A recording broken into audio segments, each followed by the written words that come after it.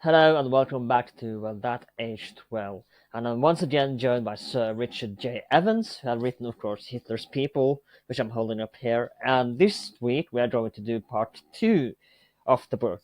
And let's begin straight away with Himmler and go, because last time we ended, I believe, with Rum, and we're going to begin with Himmler. So let's go straight away with Himmler today. Okay, well, Heinrich Himmler became the head of the SS, Schutzstaffel, or sort of bodyguard unit for Hitler. It was started off as a small elite organization dressed in black uniforms, which was encapsulated within the much larger and less elite organization of the stormtroopers or brown shirts. And gradually the SS became trusted by Hitler, and Himmler drilled it and organized it and disciplined it as a personal bodyguard for Hitler, in which there was no kind of independence. It was dependent completely on Hitler's goodwill and devoted entirely to him. And so he trusted it. And Himmler then set up, he took over as police commander of Bavaria, and then gradually other parts of Germany. Eventually set up in the spring of 1933 the first concentration camp at Dachau in Bavaria, when the previous administration of the concentration camp in the early months of the Nazi regime proved hopelessly corrupt and disorganized. So again, Himmler put in the SS to run it in a more efficient but no less brutal and murderous way. And his empire expanded bit by bit. He took over the police, the political police, and then the police more generally before the beginning, or just at the beginning of World War II, really, just a few weeks in. He set up the Reich Security Head Office, which united all these different security or policing institutions under one roof. And then during the war, this expanded dramatically to include not only concentration camps, which Himmler organized the concentration camps and slimmed them down as during the 30s, as the tasks of punishing and disciplining people who broke the law was passed over from the SS to the regular police, which then, as I said, became part of the SS, and the courts and state prisons.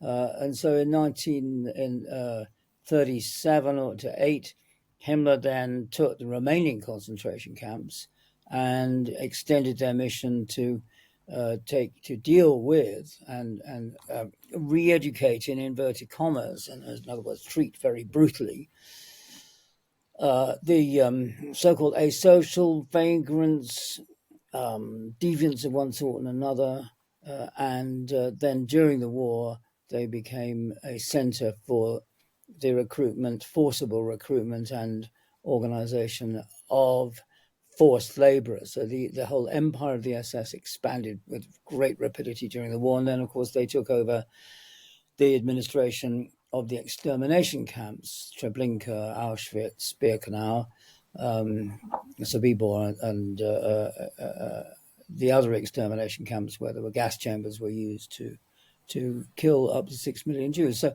Himmler became an increasingly important person in Nazi Germany. Let's talk a little bit about how he became to be the leader, and give a little background of how he will become such a big part and one of the kind of inner circle of Hitler. That give a little history of how from his early years. And I think there is some that given him the epithet the wannabe soldier, and I want to give a little bit background because he was too young to join World War One. So let's talk a little bit about how he became to be known as the wannabe soldier. Yeah, he was born in 1900, so he was very young. So he, like other people of his generation, he felt he'd sort of missed out on the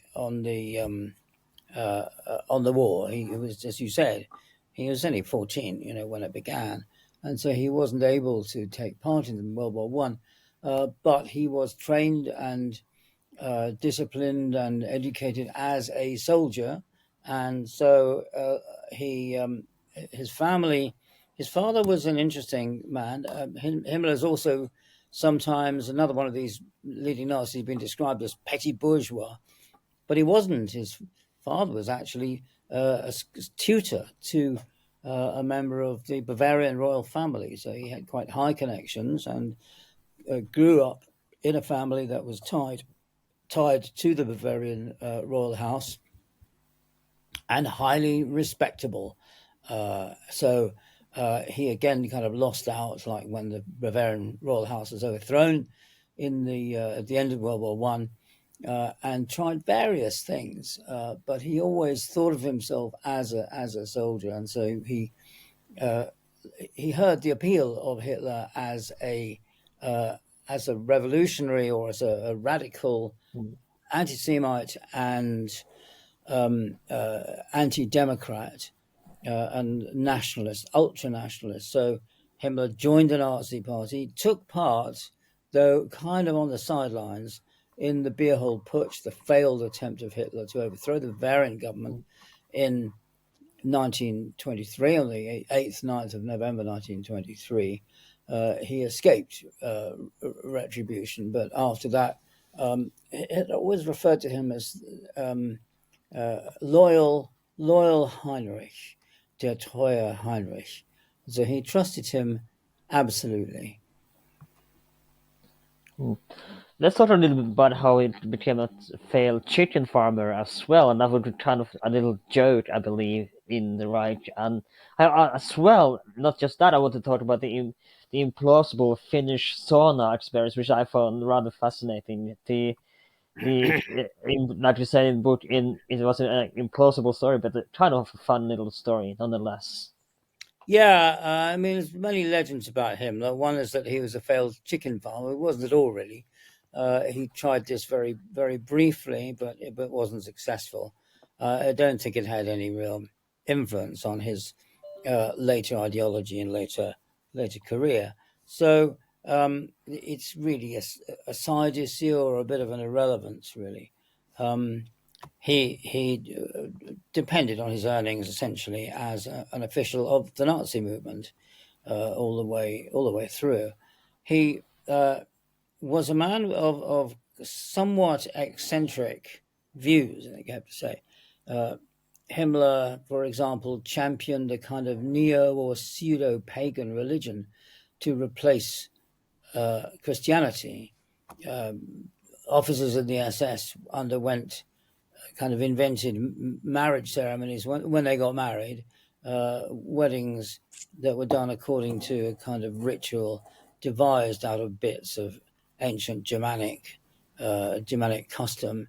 Hitler didn't approve of this. He gave a speech in 1938 saying that the Nazi movement is not a cultic movement. It's not a movement that it goes back to ancient religions. It is a scientific, solid, rational movement. And by that he meant a kind of eugenic movement. The idea of the major force in history is a clash between races, and he wanted to improve the German race. And so Hitler was actually made Himmler Reich Commissar for the strengthening of Germandom. And by that he meant, again, in racial terms, so that before the invasion of the Soviet Union, the Nazis and Stalin did a deal whereby Himmler and his organization would welcome refugees refugees from Stalin's terrible regime in the Soviet Union, if they were Germans or German speaking. And in the Middle Ages, the groups of Germans had settled all over East Central and Eastern Europe. It's sometimes in very large numbers, places like Romania or Poland or the western parts of the Soviet Union, of Russia, Belarus, Ukraine. along the Baltic coast, the southern Baltic coast. There were a lot of German speakers around, and Romania in particular. There were millions of them. So it's not a trivial thing. And Himmler's scheme was to bring these people back under the slogan "One Reich, one people, one leader." And the problem with that was that these people were accommodated in camps where they underwent rigorous inspection and evaluation to make sure they weren't communists, they weren't agents, to make sure they were Germans. And in fact, for a long time after the war, decades, it was sort of Himmler's lists of ethnic Germans that were used to validate German-speaking refugees from Eastern Europe decades after the war. So he also had these, as I said, these sort of fads. I mean, he was interested in the racial reordering of Eastern Europe. He encouraged his SS men to have a lot of children and did not to worry about whether the women they had them with were married or not. And he was constantly issuing instructions on all kinds of things to his men in the SS on the correct way to make porridge, for example. And there's a wonderful book called Caput by a disillusioned Italian fascist journalist, which in which he describes going to Finland because it was an official Nazi visit to Finland. And of course, if you go to Finland, you're quite likely to be invited into a sauna. So during the war, this was, and so Kutsio Malapati, the journalist, goes into a sauna and the door is opened and he's got his towel and everything, and there he sees in front of him Himmler, completely naked, sweating profusely in the sauna, because he was also visiting Finland at the time. And Malapati says rather amusingly, well, he thought if he'd lasted any longer, he would have disappeared into a kind of puddle on the floor because he was sweating so much. And of course, Himmler jumped up and gave him a Nazi salute. And the Nazis visiting gave him a Nazi salute. And when Himmler raised his right arm in that manner, the attendants thought this was a signal to begin the next stage of the sauna, which is they get out sort of birch twigs and whip you to help the circulation, then drive you out into the snow. It's pretty tough, and that's what happened to Himmler. But he was a great partisan of the sauna, and issued again instructions to his men. That was a good thing to have a sauna, and even paid. It got the SS to pay for the building of saunas in their headquarters. So all of this goes to show that Himmler, although he's kind of in legend, he's demonized as a kind of inhuman person. Wasn't. He was a human being like the rest of them. He had is very close to his wife, who was somewhat older than he was, but also had a mistress or a girlfriend with whom he had a couple of children, former secretary of his. And in general, he's not a petty bourgeois, and he's certainly a human being with relatively normal human behavior. That didn't stop him becoming one of the most rigidly ideological mass murderers in the Nazi regime. I don't remember where I read this, but I remember him going into, they were shooting Jews, and there was one Jewish boy that looked like he was Aryan, and he asked him, "Are you sure you are not Jewish?" And he said, "Yes, I am Jewish." And then it was like, "Oh, there's nothing I can do for you then," because he was Jewish, and he really had his blue eyes, typical Aryan Nazi look that they were going for. But he was, I don't remember the exact story, but it's something like this, that it was, "Oh, there's nothing I can do for you then." Yeah, there are a lot of stories about Himmler which are quite difficult to verify. But I tried to, there's a story, for example, he went to a concentration camp to see to an extermination camp to see the extermination process, and was sick because he found it so physically revolting. With the Sauna episode, as told by Malaparte, I got hold of Himmler's appointments book, which was only released in 2020, and I checked up the date in question, and there it is, Sauna. So Malaparte was telling the truth. So Himmler was he started organizing because the Hitler did not trust the regular army and the army officers, increasingly distrusted them over time during the war, particularly as things started to go badly. And so Himmler started setting up the Waffen SS, the armed SS, which was military, a military wing of the SS. And they took part in battles alongside regular German troops. And they were extremely fanatical, and the regular generals just were horrified by the fact that the armed SS, the Waffen SS men, would throw themselves with complete abandon into battle and got mown down by the enemy. There's no precautions. I mean, real generals, real military people are, of course, always concerned to preserve the lives of their own troops. But the doctrine of a very strong part of Nazi ideology of self-sacrifice for the Waffen SS and the very thorough, brutal, and extreme kind of training they'd undergone made them, they didn't care about their own lives at all. Let's talk about the end of World War One and of how Himmler tried to escape, but eventually, of course, he would kill himself because he realized that he would get caught by the Allies and tried for at the Nuremberg trials. Yes, I mean, there are a lot of suicides at the end of the war among senior Nazis, but Himmler initially thought he could do some kind of deal with the Allies, which is completely illusory. And then he went underground, or tried to go underground, changed his name and changed his appearance a bit and so on. And he was stopped. He and his friends were stopped by an Allied patrol. And he was unmasked as Heinrich Himmler, head of the SS and ruler of the extermination camps. And as the British medics, began to examine him, he bit on a cyanide capsule in one of his teeth and died instantaneously, pretty much.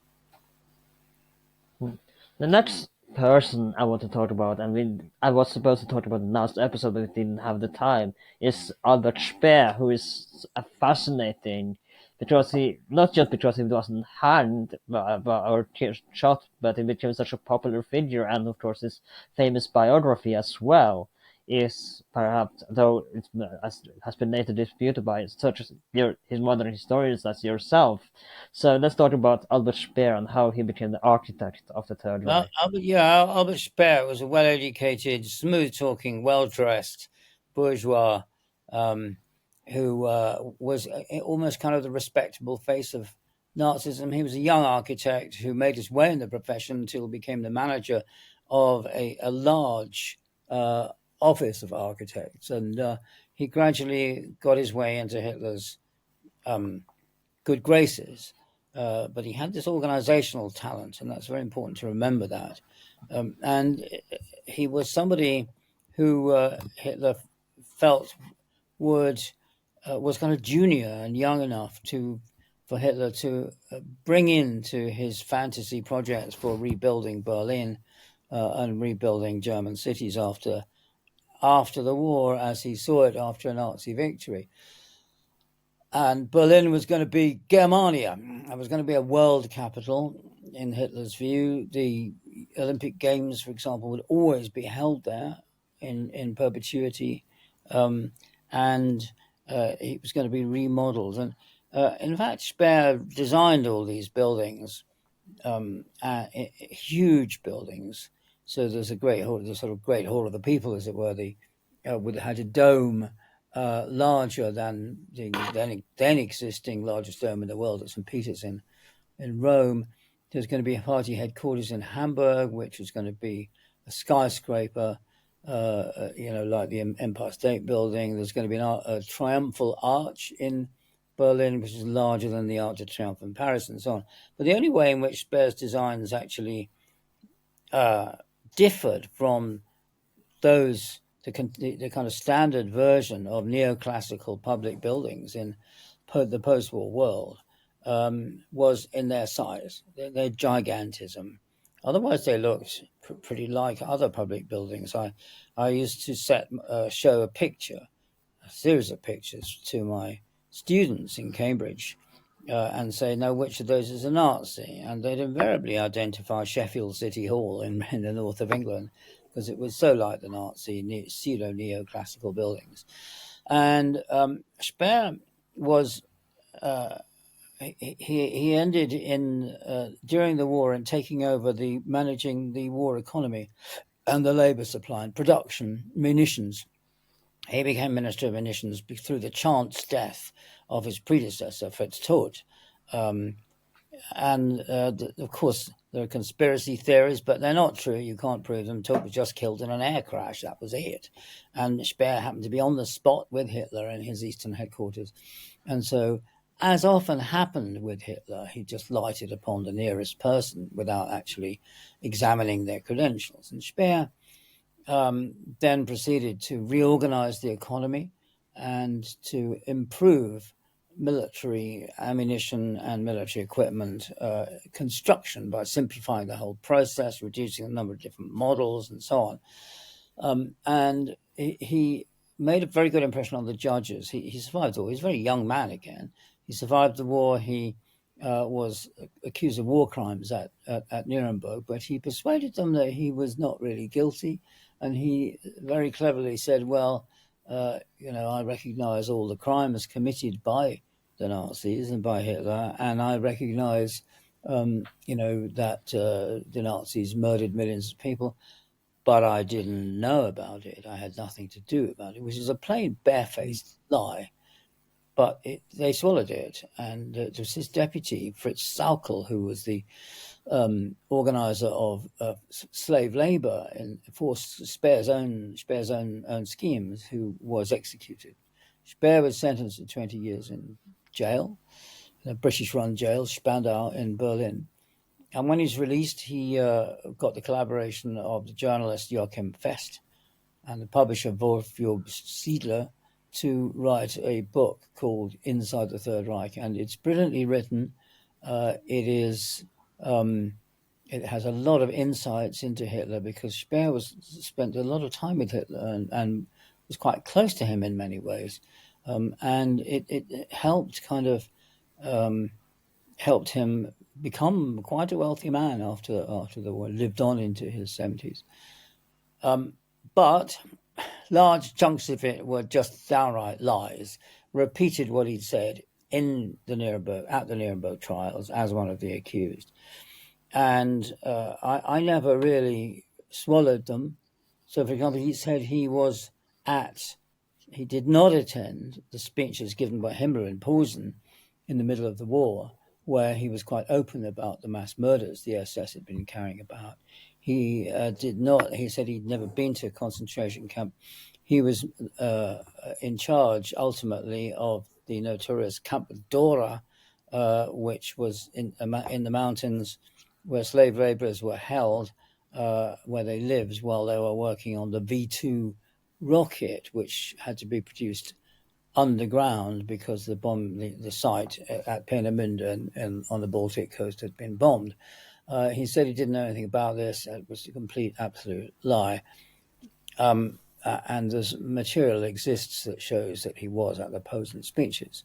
More recently, there's been a full-length investigation of his lies and deceptions by the historian Magnus Brechtken of the Institute for Zeitgeschichte, the Institute for Contemporary History in Munich. It's a devastating indictment of Speer, including an indictment of the material he did not release or did not use and for his autobiography. So he was an ideologue. Almost everything he says is wrong in one way or another. He was not won over to Nazism by listening to Hitler speak. He was already Nazi before that.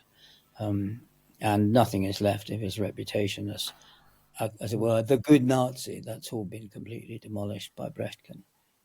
The next person, none may have heard of him, and I but many may not be familiar with the next person I want to talk about, and that is, of course, Alfred Rosenberg.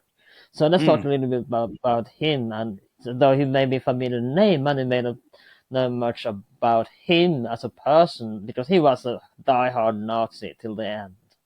Yeah, Alfred Rosenberg was a Baltic German. So I mentioned that there were German-speaking settlements all over Eastern Europe, and along the southern coast of the Baltic, in the Tsarist Empire, there was quite large settlements of German speakers who'd spread east from the centre of Germany in the Middle Ages. And Rosenberg was one of these. Came from a solid middle-class family again.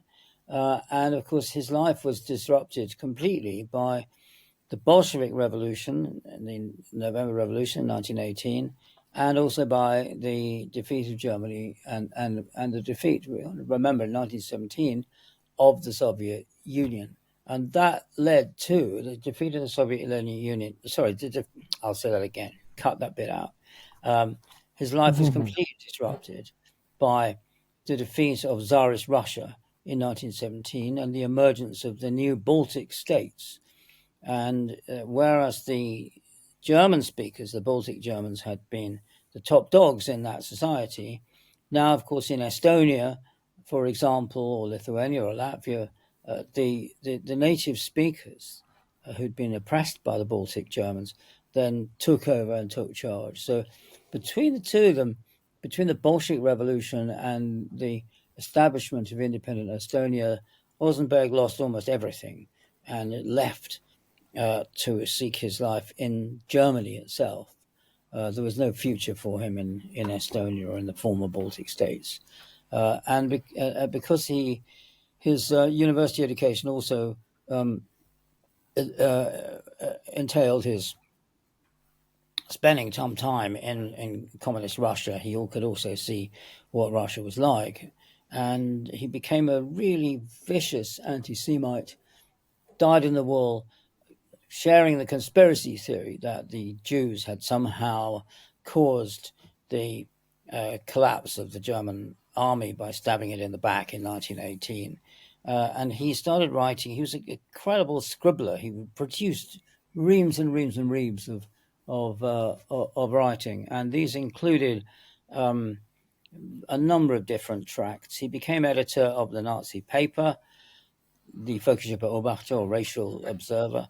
He also then wrote a kind of big, very vaporous, theoretical, philosophical, pseudo-philosophical tract called it had a very long and complicated title, but The Foundations of the 20th Century, and it was a kind of it was very theoretical, quite difficult to follow, but it did become the kind of Bible almost of the Nazi movement. He's been dismissed by many historians as somebody who had no influence at all, but I don't think that's true. I think various people, including Hitler and Goering, praised him as a man who laid down the theoretical basis for the Nazi movement. And then during the war, he was appointed by Hitler as commissioner or as head of or minister for the occupied Eastern Territories. And he proved really not very adept at holding his own against the SS and other rival organizations. Let's talk about his Nuremberg trial and how he, like I said, he would be a kind of die-hard Nazi to the end. Yes, yeah. I mean, what do you want to know? I mean, he didn't, like so many other Nazis, he did not recant. The only one who recanted, really, or who started saying that he regretted everything, was Hans Frank, the Governor General of Nazi-occupied Poland. The rest of them didn't really take the opportunity to confront what they had done. But of course, as Minister for the Eastern Territories, Rosenberg had nominal responsibility for the extermination camps, for the huge destruction of Polish, Belarusian, Soviet civil society. His words justified the extermination of the Jews. I mean, he was involved in it right up to the end. Now, the next person is another one that perhaps many may be familiar with, and is become as known as Hitler's hangman. Of course, I'm talking about Reinhard Heydrich. So let's talk a little bit about how, because he was as well, until his assassination, a big diehard Nazi. But let's talk about how, because I believe, if I remember correctly, it was because of his first wife that he became, or I don't know if it was, I don't remember if it was his second or not. But let's talk. I believe it was Yeah. because of his wife that he became a part of the Nazi circle. Yeah. Well, Heydrich, Reinhard Heydrich, another of these young Nazis, and he came, like so many of them, from a very respectable middle class background. His father was actually an arts administrator or a music administrator and a composer and an orchestral conductor. Heydrich himself was trained as a musician, and he was a very fine violinist, it seems, almost of professional standards. So, and he joined the Navy. He was another of these men who were really too young to have played any significant part in World War One. But he joined the Navy, and he got engaged to a young woman, and unfortunately, then he started having an affair with another young woman, the one he eventually ended by marrying. And his first girlfriend, unfortunately for him, was a daughter of a very well-connected senior Navy officer who then complained and brought a complaint against Heydrich, and through a so-called court of honor, because the officers are supposed to behave properly towards ladies, as it were. And Heydrich was dishonorably discharged from the Navy. It's a bitter blow. No more prospects of a career in the Navy. Absolute humiliation. And it's in this way he became. He then gravitated towards the Nazi Party, which, he and his woman who became his wife had a number of far right connections. So Heydrich got into the SS, and he'd been a kind of communications, signals, or intelligence officer in the Navy, and this is misunderstood by Himmler, who thought this meant that he was a kind of security officer, and so he was appointed head of the SD. This is the Sicherheitsdienst, or security service, which was a kind of the intelligence branch of the SS, and designed to look into, and generally deal with the party itself, the SS and the party. It was a kind of internal party police, and he was successful at that, and was then appointed by Himmler, head of the Reich Security Head Office, and from there, then of course became heavily involved in running the extermination program of the Jews during the war. And Heydrich was feared as a kind of cold, ruthless, fanatical, ideological Nazi.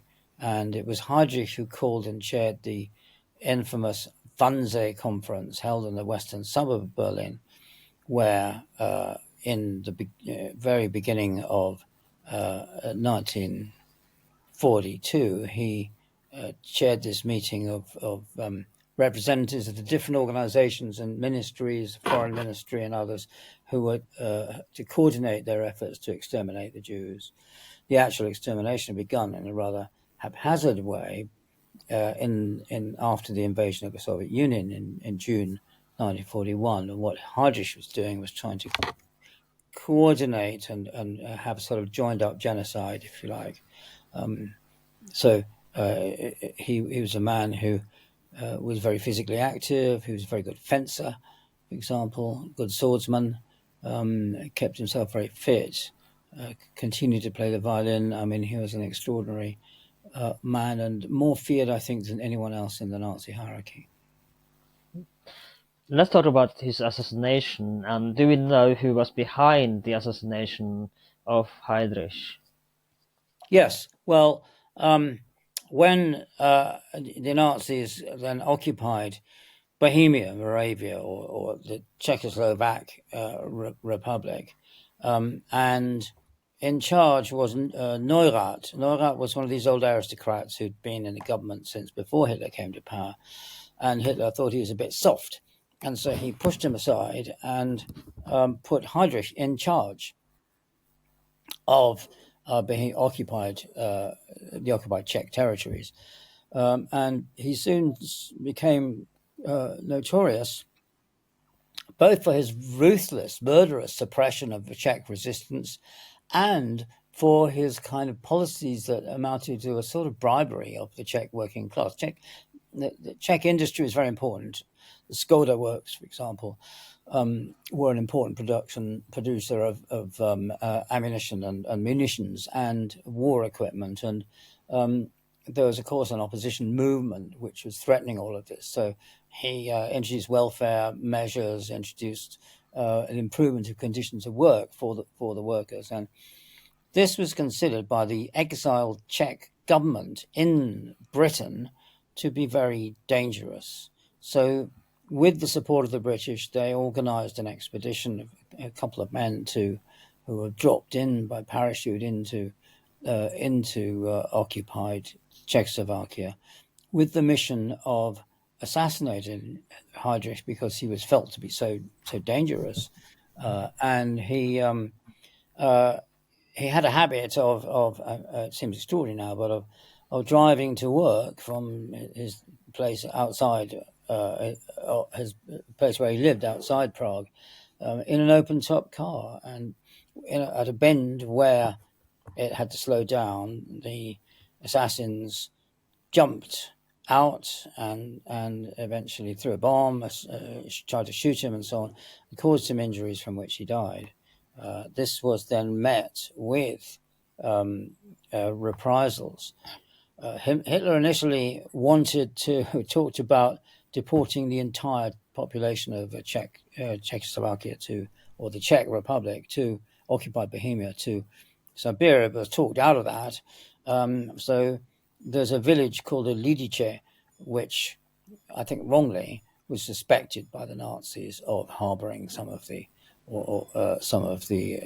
assassins and the opposition, and so it was completely destroyed by the Nazis. That's an example. The men were killed, and the women were taken into Germany to camps, and the children were also sort of removed from the area. So Lidice became a notorious example of the ruthlessness of the Nazis.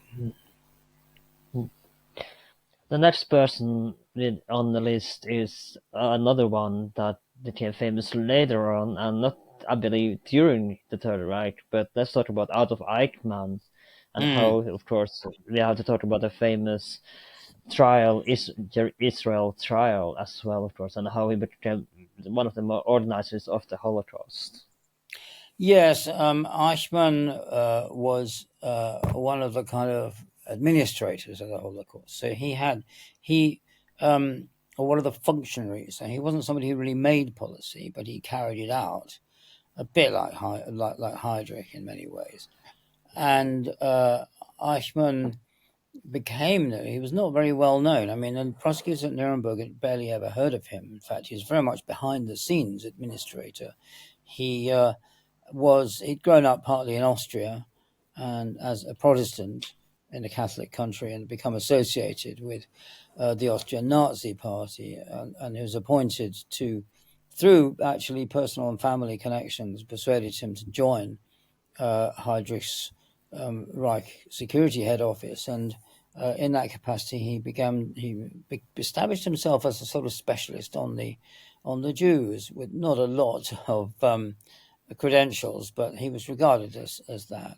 And he then became the main person who did the logistics of the Holocaust. So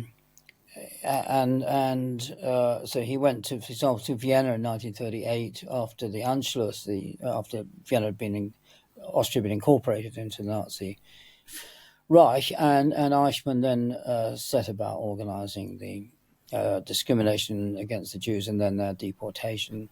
And so he was quite an important functionary of the Nazi regime. And at the end of the war, he, like some of the others, went as another young man, went underground and then managed to, with a false name, escape to Argentina. Now, Argentina under the dictator Juan Perón was a place where Perón wanted a kind of development, economic development, and felt he needed professionals, and they didn't mind where he got them from to take part in that and drive that on. So he welcomed exiled Nazis whose passage to Argentina was greatly helped by the Catholic bishop Alois Hudal, who was essentially a Nazi in an Austrian in the Vatican, and the so-called rat lines, which were secret ways in which Nazis could escape across the Alps with the aid of smugglers and then get on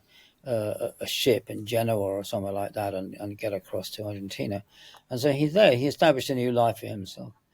And tape recordings of his meetings with his ex-Nazi friends have been made available a few years ago. And these were, there's a bunch of people who were completely unrepentant. So they weren't self-critical in any way. And they were planning in the way that political exiles do, in a very unrealistic way, to their return, to get back to Germany, where they kind of come back triumphantly and kind of all is forgiven. Then they set up another Nazi regime, and it's completely unrealistic. But Eichmann played a significant part in all of that, and his presence then was detected by a West German prosecutor, Fritz Bauer, who alerted the Israeli Secret Service, Mossad, and they sent a team over, kidnapped him, bundled him into a plane, and he went back to Jerusalem, where he was the accused in a trial in Which, 19. by the way, I want to point out as well that you point out that the kidnapping was illegal It was, by yes, any of course, means.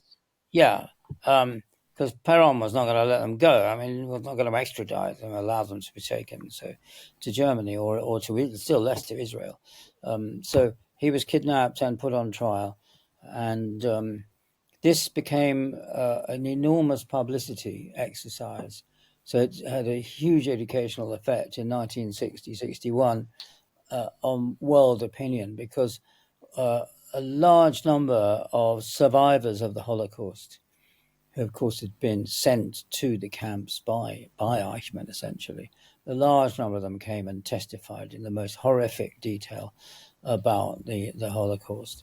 And that had an enormous effect. It was also the occasion for the German Jewish philosopher Hannah Arendt, who observed and reported on the trial in Jerusalem, to coin a famous or notorious phrase, the banality of evil.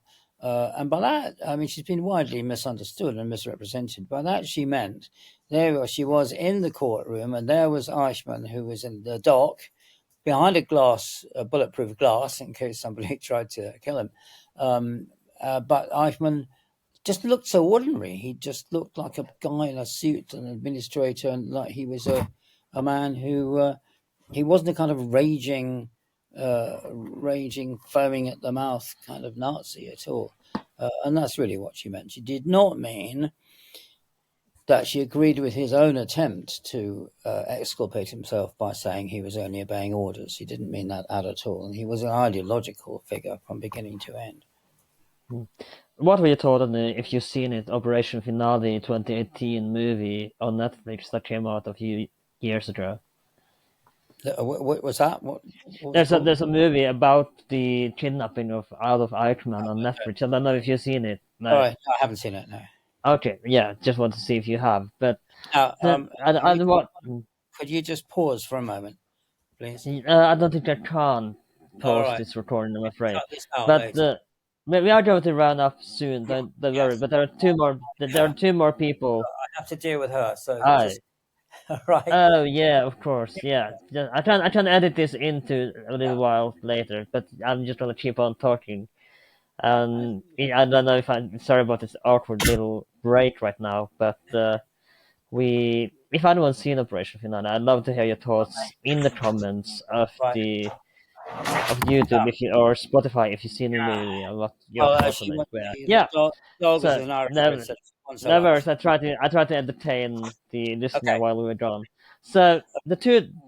I don't want to end with two more people, and that is of course the women, some women of the Third Reich, as Mm. well. And the first one I want to talk about is, and do forgive me if I pronounce her name wrong, Leni Riefenstahl, and Yes. the director of the Third Reich, if you will. So let's talk about how, and she would deny later, of course, that like she write Yeah. about that she had any interaction with Hitler, but it seemed to be, and like you point out in the book, of course, it's all a lie, like most Nazis are, who survived the Third Reich and the Nuremberg trial would later lie. She had Mm. seemed to be quite Yeah. familiar with Well, Hitler, the to put book it that Hitler's way. People is about perpetrators at every level. So from Hitler himself down through Goering Goebbels, people like Eichmann, Heydrich, and then down to the lowest level of people who helped the Third Reich in various ways, even in a very sort of minor way.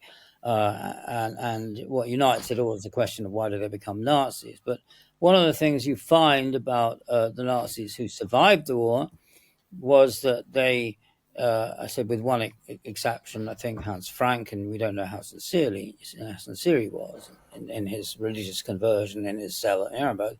He didn't save his skin anyway, but we they had no regrets about their involvement with the Third Reich, or they tried to deny it. And Leni Riefenstahl, who was a film star in the 20s in silent film and then in the talkies, and became a film director. And Hitler was one of them who tried to deny her involvement with Nazism. She was very glamorous, and Hitler took a shine to her. He liked beautiful women, and he commissioned her to, excuse me, he commissioned her to film a party congress. And the 1934 party congress was the subject of a film that's called Triumph of the Will. That is, of course, the Nazi phrase for the triumph of Hitler's will over those who opposed him, and the triumph of the German people's will in rebuilding their state and society. So, Leni Riefenstahl, and there were infinite resources. Well, there's no expense was spared. And it's a very striking film. It actually won documentary prizes outside Germany. Now, of course, it is rather boring. I think the final part of it, you just see marching troops, and it does convey this message of a country on the move and a country that's going to fight a war. It opens with Hitler descending on Nuremberg for the 1934 Party Congress from the air like a god coming down. I mean, this is so suffused with Nazi phraseology and ideology. And of course, Hitler's always seen in his speaking from below to make him into a kind of god. And there are many other interesting aspects of it. And after that, I mean, that was the last propaganda film that was made. Goebbels and Hitler did not want any more. It was the propaganda film to end all propaganda films in a way. But then the Olympic Games had been commissioned for Berlin before Hitler came to power. And of course, the Olympic Games are always set in a city. They're not tied to nations and so on. But Hitler, who initially was unhappy about that, then he realized he could make some propaganda out of it. So he commissioned Riefenstahl to make a film of the Olympiads called Olympia. And it was huge resources were devoted to it. It is, and she was a brilliant film director. So it's the film which has put its stamp on all Olympic films ever since 1936.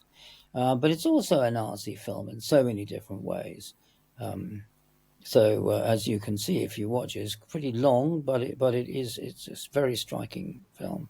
And of course, she was then going to do another film about Hitler's military triumphs in the East, but that became impossible because the resources couldn't be devoted to it because they're all going into fighting actual war. She used gypsies, Sinti and Roma, slave laborers for the film she was going to make next, which never came to fruition. And after the war, tried to paint herself just as a a kind of ordinary film director, essentially, who was not in any way particularly Nazi or a friend of Hitler's. And she had a long career after the war and lived to over the age of 100. And she filmed, for example, she was a pioneer of underwater film, and she's physically very active. And then of the Nuba, who are a tribe in Eastern Africa along the Nile, who I think roughly now would be in Sudan, South Sudan. And she produced some very striking photographs of Nuba men wearing pretty well nothing, engaging in wrestling matches and that kind of thing. I think she just liked men's bodies, basically. Susan Sontag, the critic, tried to say all of this was fascist, fascinating fascism. It was a wonderful essay that she wrote, but I think she makes it all sound a bit too coherent.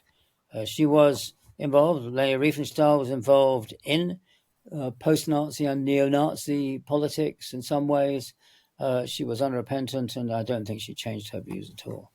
And of course, the films Olympia and above all Triumph of the Will helped spread Nazi ideology and make it popular precisely because they were so brilliant.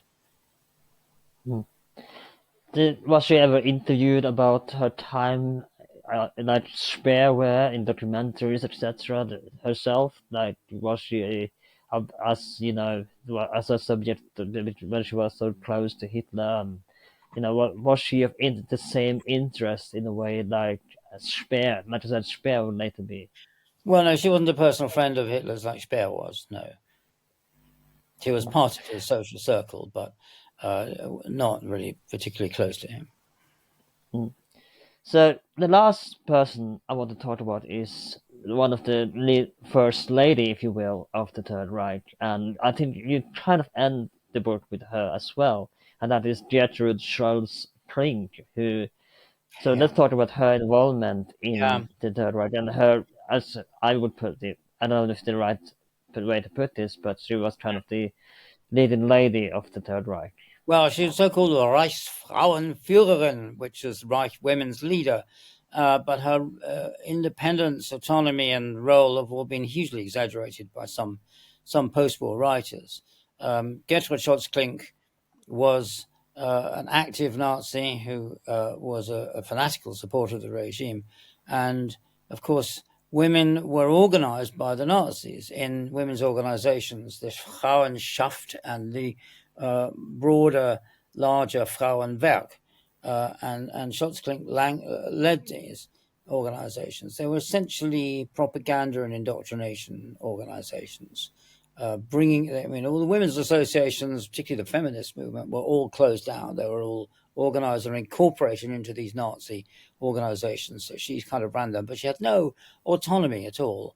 Women retained the vote in Nazi Germany because Hitler wanted his policies to be seen abroad, in particular, as being supported by the overwhelming majority of the German population. And so women voted. They didn't have any choice. You could only vote for the Nazi policies. And they were, that's how dictatorships get 99% support in the polls. You know perfectly well that they're not real. There's no real choice. So Scholz-Klink was involved heavily in Nazi movement. She had a relationship with a SS officer and concentration camp figure. She was a fanatical Nazi again. She didn't have an independent, autonomous power. Nazi movement was male supremacist to a very high degree. There are no women in the Nazi higher echelons of the Nazi movement. Women were definitely seen as people, human beings, as it were, but people whose job was to produce children and administer welfare organizations and just become cheerleaders for the Third Reich. So now, again, like so many Nazis, she was very, very young.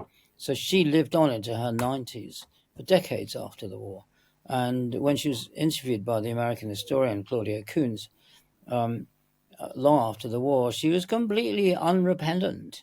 All she'd done, she said, was to just help women in the Third Reich. She'd been kind of like a welfare welfare officer, and she'd done so much good, she claimed. She couldn't see anything wrong with Nazism itself, or if she could, she didn't say.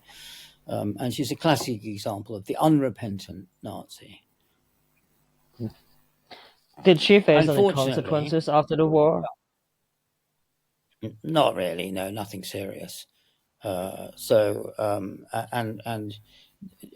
Nazis, a lot of these old Nazis were unrepentant, but Nazism did not have a revival in post-war Germany. And the reason for that was that Hitler was dead, and it had been so focused on the figure of Hitler.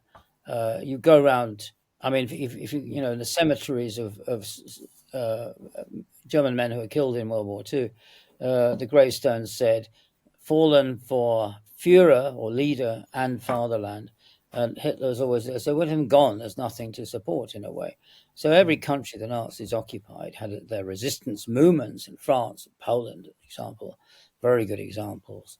The Nazis, there was no Nazi resistance movement against the Allied occupation from 1944-5 onwards. It just didn't. The Nazis were the Allies were afraid of a Nazi resurgence or Nazi party re-emerging, but it hasn't. And today's extreme right is not a Nazi extreme right. And the AfD, the Alternative for Germany, the extreme right party that's making waves at the moment, is just a common or garden standard European extreme right party focused above all on immigration. They are not proposing to invade Poland. I want to ask, and I don't know if this is a fair comparison or it may be relevant, but you see with Trump today in the United States that all these fanatics around him, and is it kind of a comparison that when he's gone or when he's not in politics anymore, that it's just because people are so focused on Trump as a person, there won't be another Trump. Kind of like you said with Hitler, when he was gone, the Nazism was rise, that the martyr people, that they kind of will be gone. Do you think it's just a kind of a phase, to put it that way? That is kind of similar with what we seen with Hitler, that when Trump is gone, there will be no more martyr. Yeah, well, obviously, Trump is an enemy of democracy. He wants to close down democracy. He's actually said there won't be, if he's elected president, there won't be any more elections. But he is not a fascist. And I know I'm being quite controversial when I'm saying that, but fascism was a product of World War One, and it was violent, militaristic, and aggressive. And Trump he's not proposing to invade other countries. He is actually an isolationist. He wants to withdraw American troops from other countries, like Afghanistan, which was originally his idea. He does not want to put millions of people, his followers, into uniforms and have them goose-stepping around the streets like Hitler did. If you look at the rabble that invaded the Capitol on January 6, 2021, they're not wearing uniforms. They're so disorganized. It's just a rabble. So I think the comparisons are really not very convincing. Do you have any final thoughts or words you want to say to conclude our episodes here? No, that's it. That's it. Just I hope you read the book. It's appearing in 11 different languages, so you can have your choice. That's it. That's the British edition. There's also an American edition. I'll hold that up. There we are. That's the US edition. Very different. I must say I like the British one better. I think it's really cooler great, cover. isn't it? This is rather loud and shouty. So, do you have anything else you want to promote? Anything else? Thank you again. It's been a great pleasure and honor to have you on the podcast. Of course, we are available on Spotify, Apple Podcasts, YouTube, wherever you can find podcasts these days. If you're on Spotify, just leave a comment in below, and of course, tell us what you think about these episodes or two-part series, and of course, leave a review on Apple Podcasts. If you're on YouTube, like, share, or subscribe. Leave a comment as well. You can also rate us 5 stars on both Apple Podcasts or on Spotify, or you can rate us 1 if you hated this episode. It's a free world, at least for these days so far. This has been, my name is Alan. This has been the H12. I'm joined by Richard J. Evans. I hope you enjoyed this 2-part series. I'll like, share, and subscribe. And I'll see you next time.